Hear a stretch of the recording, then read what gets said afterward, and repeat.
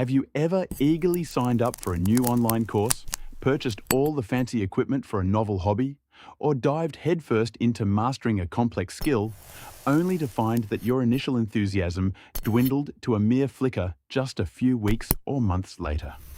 If your garage now resembles a museum of half-finished dreams, you're certainly not alone. It stands as a testament to fleeting fascinations. A half-painted canvas staring reproachfully from the corner, a shiny guitar gathering dust next to unread language textbooks, or intricate woodworking tools now serving as rather expensive paperweights. These aren't just isolated incidents. For many of us, they form a recurring narrative, a curious pattern of vibrant beginnings giving way to quiet, often guilt-ridden abandonments. You've likely experienced the particular sting of investing not just your hard-earned money into these endeavors, but also your precious time and emotional energy, only to watch it all seemingly dissipate into thin air. Perhaps you've felt the familiar knot of frustration, wondering why this keeps happening. Why your zest for learning new things seems to have an alarm clock set for expiration soon. The self-judgment that often accompanies these abandoned pursuits can be particularly heavy, whispering thoughts like, "What's wrong with me?" Or, "Am I just incapable of sticking with anything?" This isn't merely about losing interest. It's about the internal narrative that develops, a nagging suspicion that you lack discipline, focus, or perhaps even genuine passion, leading to a weary resignation to this recurring cycle.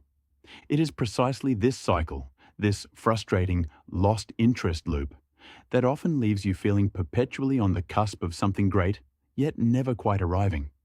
You crave the satisfaction of sustained engagement, the quiet pride that comes from genuinely mastering a skill or deeply exploring an interest. But instead, you find yourself adrift, constantly searching for the next spark, only to see it fade once more. This isn't a deficiency in your character. It's a deeply human response to how our brains are wired and how our modern world operates. What you truly desire is not another rigid system promising ironclad willpower, but rather a compassionate understanding of your own internal landscape, a clarity that transcends mere solutions and offers genuine insight into why your motivational tides ebb and flow. You seek to gain some answers and support for this repeating problem, eager to replace the heavy cloak of self-blame with the lighter, more comfortable garment of self-awareness. Imagine a future where those abandoned projects no longer mock you from the shadows of your mind, but instead stand as gentle markers on a path of insightful self-discovery. This book is not about chaining you to a rigid set of rules that demand unwavering discipline, for frankly, that approach often leads to more frustration than fulfillment. Instead, we will embark on a refreshingly relaxed journey, transforming your deep-seated self-judgment into a surprisingly liberating self-compassion, granting you the clarity to understand why your interests bloom and then, quite naturally, enter a period of rest. You will discover that the true transformation lies not in forcing yourself to conform to an impossible standard of constant engagement, but in appreciating the inherent wisdom of your own patterns. Learning how even a seemingly off-track moment can be a crucial part of ultimately winning your own unique race. This path will empower you to discern between the fleeting allure of a passing fad and the profound resonance of a genuine passion, allowing you to invest your time, energy, and resources with greater wisdom and joy. You will learn to navigate the ebb and flow of your motivation with a calm understanding, shifting from a place of chronic self-criticism to one of amused observation and gentle guidance. The goal isn't to eliminate every pause or change of heart, but to understand what these shifts truly reveal about you, enabling you to cultivate lasting, joyful engagement by making peace with your personal rhythm. Ultimately, you will gain tangible insights into how to foster a sustainable connection with your chosen pursuits, experiencing a profound shift from a sense of constant striving to one of relaxed, fulfilling progress. My own journey, spanning over 2 decades as a project manager leading large teams in the demanding world of renewable energy, might seem an unlikely foundation for a book on personal motivation. However, the intricacies of managing complex projects, from meticulously planning every phase to navigating unexpected roadblocks and motivating diverse groups of up to 120 people, have provided me with an unparalleled, almost microscopic view of human behavior under pressure. I've witnessed firsthand the initial burst of enthusiasm for a new initiative, the inevitable mid-project slumps, and the strategic pivots required when reality refused to conform to the original Gantt chart. My engineering background instilled a rigorous analytical approach, a desire to understand not just what happens, but why it happens, translating complex systems into actionable insights. Beyond the boardroom and the project site, my own personal collection of enthusiastically started, gently retired hobbies could fill a small museum. These personal experiences, both the successes and the invaluable lessons learned from mistakes, my own and those observed in others, have illuminated the profound psychological hurdles that habitually derail even the most well-intentioned progress. I've learned that true understanding comes not from dictating rigid adherence, but from an empathetic excavation of underlying motives and a grounded recognition of human fallibility. This unique blend of systematic analysis and a deeply relatable narrative perspective allows me to offer practical, actionable advice that is both authoritative in its strategic depth and genuinely understanding of the messy, often humorous, reality of personal motivation.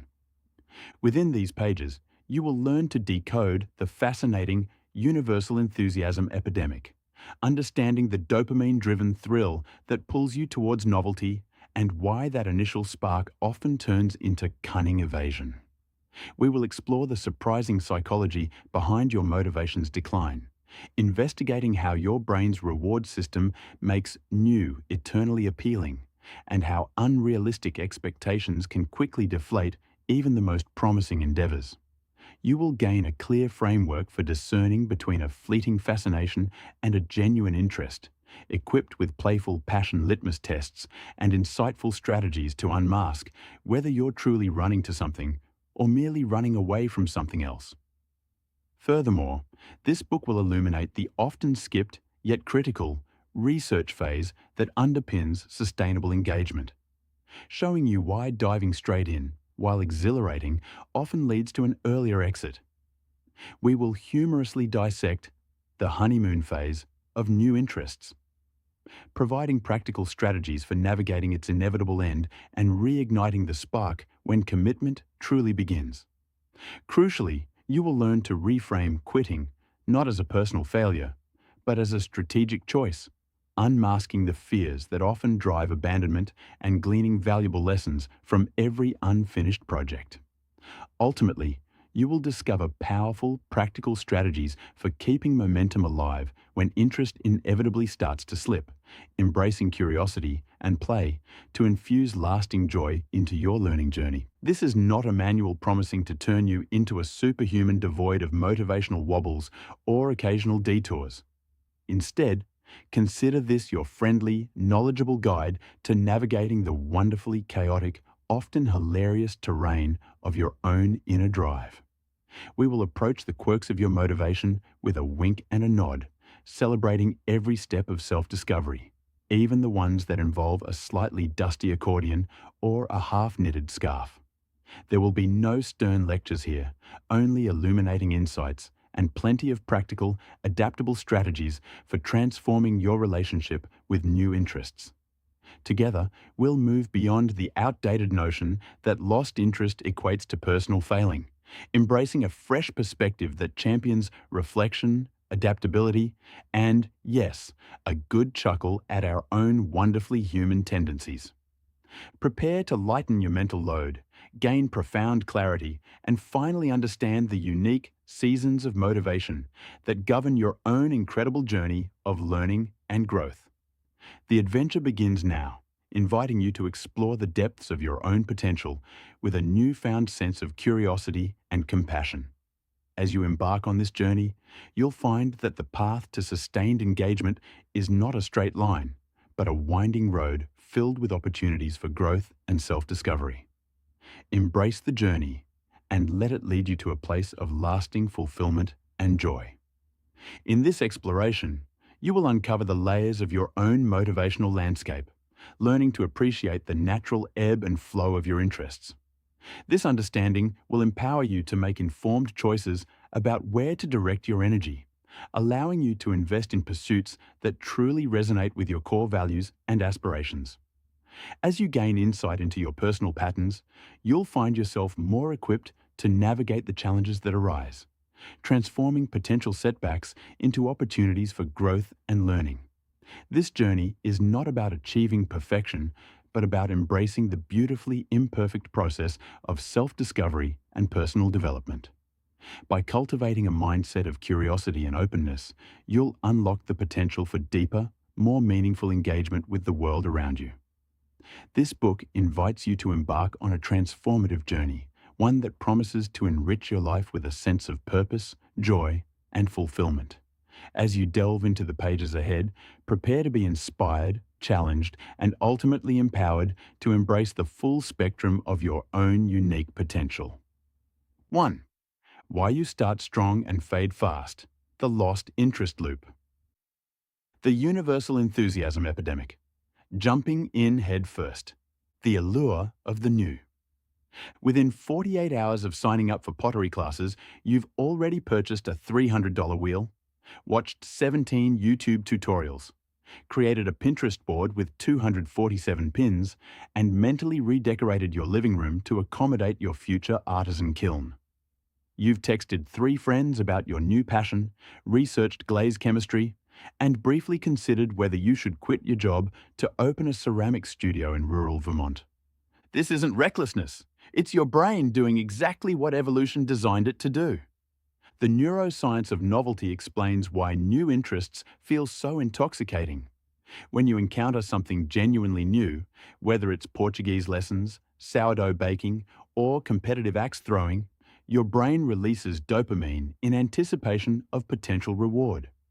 Not because you've achieved anything yet, but because the possibility itself activates the same reward circuits that once kept our ancestors alive by motivating exploration of new food sources and territories.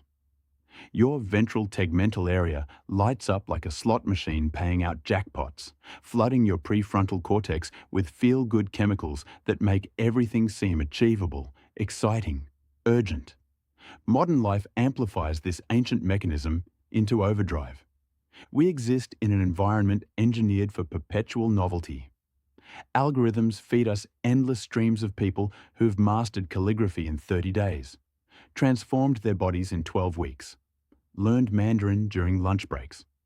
Each scroll delivers a micro-hit of possibility, triggering the same dopamine cascade that once rewarded genuine discovery. The sheer accessibility of new pursuits, one-click course purchases, next-day equipment delivery, instant community access through forums, removes traditional friction that might have tempered enthusiasm. Your grandmother needed weeks to find a quilting teacher and source materials. You need 45 seconds and a credit card. This neurochemical dynamic explains why many ambitious initiatives follow a similar motivational trajectory. The initial stages are marked by a powerful dopamine surge, fueled by the anticipation of novel rewards. But this response depends heavily on unpredictability and potential. As an activity becomes more familiar, or as the demanding reality of sustained effort replaces initial exploration, the brain's dopamine activity shifts. Schultz et al. 1997. The robust response to novelty diminishes, leading to a decline in that initial euphoric motivation.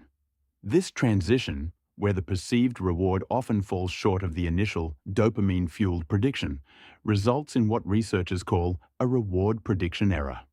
It manifests as reduced enthusiasm and even disappointment as the novelty-driven high subsides. The head-first dive feels rational in the moment because your brain is chemically convinced it is rational. You're not being impulsive or naive. You're responding to a sophisticated biological system that mistakes the thrill of possibility for the satisfaction of achievement, confusing the map for the territory before you've taken a single step on the actual journey. The myth of the clean slate. Every new pursuit arrives disguised as exactly what you need right now. The clean slate fantasy represents one of the most seductive psychological mechanisms driving our enthusiasm for new projects. When life feels cluttered, whether by workplace frustrations, relationship tensions, or the accumulated weight of unmet expectations, a fresh interest promises something irresistible. The chance to be someone different, somewhere else, operating under completely new rules. Learning Italian doesn't just mean acquiring vocabulary. It means inhabiting a version of yourself who drinks espresso in sun-dappled piazzas, unburdened by the tedious realities of your actual Tuesday morning commute. The fantasy operates on displacement, not optimism.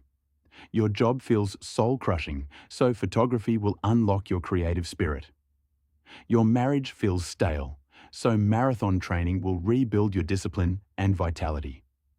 Your social life feels hollow, so joining a book club will connect you with intellectually stimulating people who truly understand you. This isn't merely hopeful thinking. The clean slate offers an elegant escape hatch from problems that feel too complex, too entrenched, or too uncomfortable to address directly.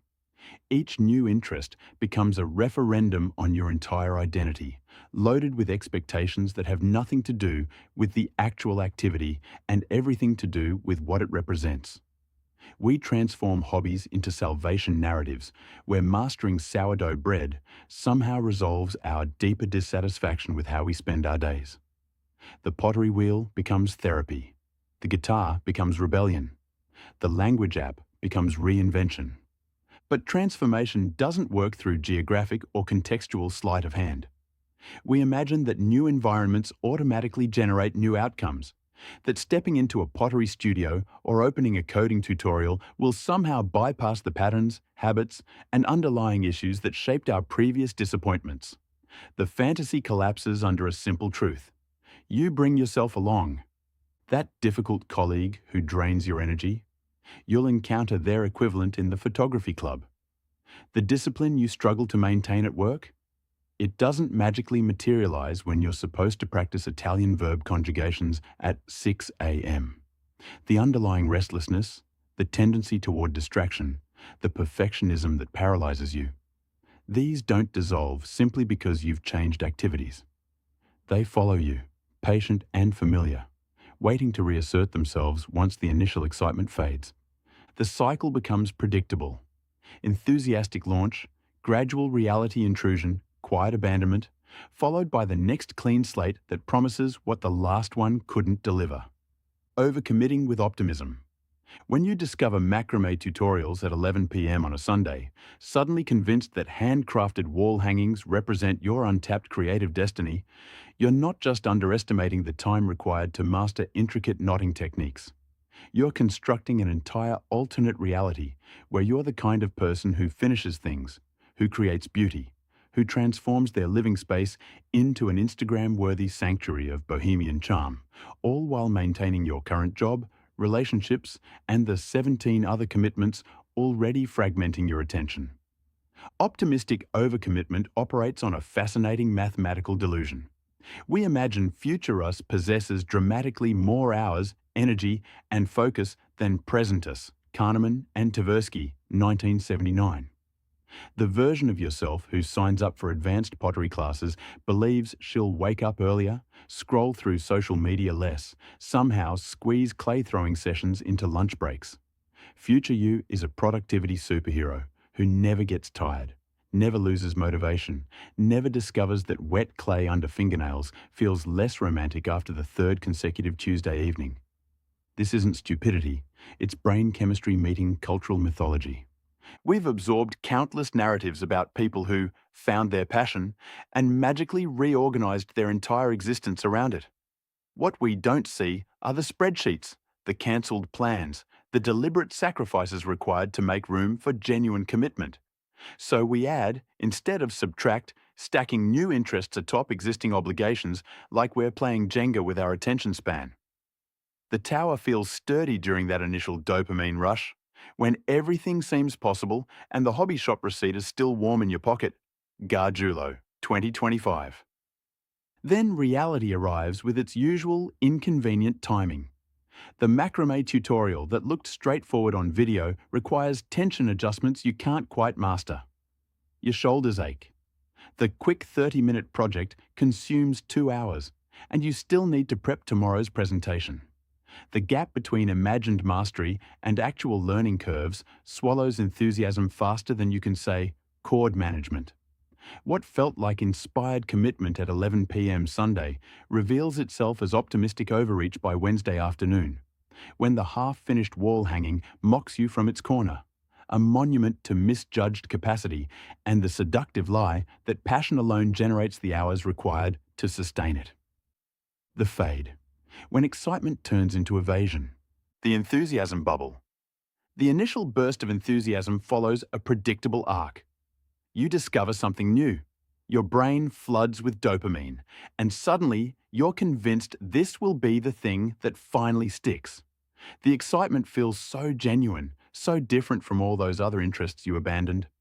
This time you tell yourself, "We'll be different." Except it almost never is. The bubble doesn't burst all at once. It deflates slowly, unnoticed, until one day you realize you haven't touched that pottery wheel in 3 weeks. The Japanese textbooks gather dust. The yoga mat remains rolled in the corner, a silent witness to your fading commitment. What felt like passion was actually just your reward system doing what it's designed to do. Respond to novelty with chemical enthusiasm. This isn't a character flaw. Your brain genuinely can't distinguish between fleeting attraction and lasting interest at the moment of first contact. The dopamine spike feels identical whether you're discovering your life's calling or just experiencing Tuesday's distraction from Monday's problems. The bubble always feels real from the inside. Understanding this mechanism doesn't make you immune to it, but it does offer something valuable: the ability to recognize the pattern before you've invested hundreds of dollars and countless hours. When you can identify the bubble phase for what it is, a temporary neurological event rather than a reliable predictor of sustained engagement, you gain the space to ask better questions. Does this interest still appeal when you imagine the boring parts? Can you picture yourself doing the repetitive practice, the unglamorous fundamentals, the tedious skill building that nobody posts about on social media? If the answer requires squinting hopefully towards some transformed future version of yourself, the bubble is still intact. Real interest doesn't require you to become someone else first. It persists even when you're being exactly who you are right now, complete with your actual schedule, energy levels, and attention span. The bubble will burst eventually. It always does. The question isn't whether you can maintain the initial excitement. You can't, and you shouldn't try. The question is what remains when the chemical prophecy fades and only genuine curiosity, or its absence, is left behind. Avoidance tactics. Recognizing the pattern doesn't automatically grant immunity from it. Most people don't consciously decide to abandon their new interest. They just get remarkably creative about postponing it.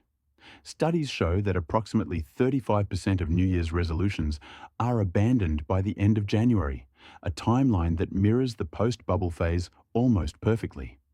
Procrastination during this stage isn't laziness. It's your brain's honest assessment that the dopamine payoff no longer justifies the effort required. You'll tell yourself you're too tired tonight, but you'll definitely practice tomorrow. Tomorrow arrives with a different excuse. You need to reorganize your workspace first, or watch one more tutorial to really understand the technique, or wait until you're feeling more inspired. These aren't lies exactly. They're negotiations with a part of yourself that's already done the math and found the investment wanting. The agreement was never about starting. It was about continuing, and continuing requires something the initial excitement never had to provide. Sustained effort without the reward of novelty. Distraction works even better than direct avoidance because it feels productive. Suddenly, you're researching advanced techniques you're nowhere near ready for, comparing equipment upgrades, joining online communities where you read about other people's progress instead of making your own. You're still engaging with the interest, technically, just never in ways that require actual practice. It's the intellectual equivalent of buying running shoes and calling yourself a runner. You're participating in the identity without the inconvenience of the activity. This strategy is particularly seductive because it allows you to maintain the self-image of someone interested in the hobby while avoiding the uncomfortable reality that you've stopped caring enough to actually do it. Rationalization completes the avoidance trifecta. Maybe this just isn't the right time in your life for this particular pursuit. Maybe you were never truly suited for it anyway. Maybe the universe is sending you a sign that you should explore something else instead. These explanations feel thoughtful and mature, dressed up in the language of self-awareness, when they're often just elaborate justifications for giving up. Facing the fade. So you've watched yourself perform this elaborate dance of enthusiasm and retreat enough times to recognize the steps. You know the fade is coming even as you're signing up for the class. That recognition, oddly enough, matters more than you might think. Self-awareness doesn't prevent the pattern, but it fundamentally changes your relationship to it. The traditional response to fading interest involves a grim determination to power through, treating motivation like a character flaw that discipline can correct. But here's what research and practical experience consistently reveal. Forcing sustained effort against genuine disinterest doesn't build character. It builds resentment. Anyone who's dragged themselves to a pottery wheel out of sheer obligation knows this truth intimately. The clay doesn't magically become more appealing because you're gritting your teeth. Instead of powering through, try something revolutionary. Pause and investigate what the fade is actually telling you. Is this the voice of temporary frustration with a steep learning curve? Or is it your psyche politely suggesting that learning conversational Mandarin might not align with your actual life? Both are valid. Both deserve consideration rather than judgment. Here's a practical framework for working with the fade rather than against it. First, give yourself permission to acknowledge what's happening without immediately deciding what it means. Notice the resistance without labeling yourself a quitter. Second, examine whether the resistance stems from the activity itself or from unrealistic expectations you've attached to it. The difference matters enormously. Third, consider whether a smaller commitment might preserve genuine interest. Perhaps Saturday morning guitar practice instead of daily sessions, or a monthly book club instead of ambitious reading marathons. The fade isn't failure, it's feedback. Sometimes it's telling you to adjust your approach. Sometimes it's suggesting that this particular interest was more appealing in theory than practice. And that's genuinely fine. Not every spark needs to become a sustained fire. What happens when you treat yourself with the same understanding you'd offer a friend navigating similar territory? The self-compassion approach doesn't mean abandoning all pursuits at the first sign of difficulty. It means making informed, intentional choices about where to invest your limited energy. Choices based on genuine interest rather than stubborn obligation or fear of being labeled inconsistent. The most sustainable path forward often involves acknowledging that some interests deserve continuation despite temporary frustration, while others deserve an honest release. Wisdom lies in knowing which is which.